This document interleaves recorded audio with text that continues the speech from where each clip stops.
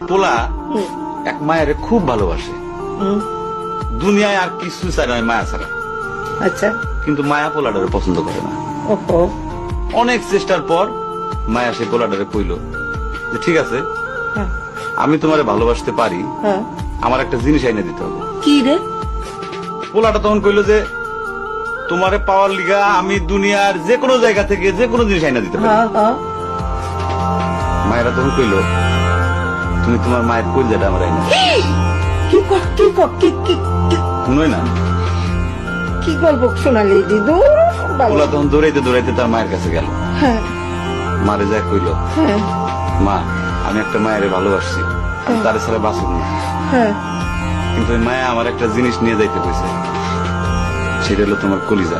তুমি যদি তোমার কলিজাটা আমার দাও, ওই মায়াটা কলিজাটা পাইলে আমার ভালোবাসবে।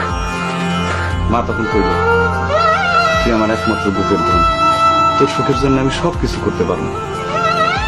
পরে মা বুকটা ভাইরা কলিজাটা বাইর করে পোলার হাতে দিল। আহারে মা।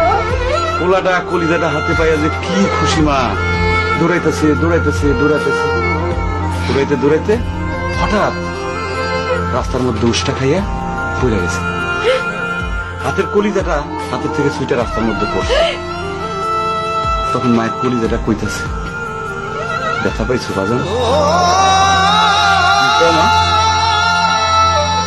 কোন মায়া যদি এইরকম কয়, সেই মায়ের আমি, আমার মনে হয় জগতের সব মায়ে একরকম মা, আমি পারো না মা, আমি তোমার ছাড়া আমি থাকতে পারবো না মা।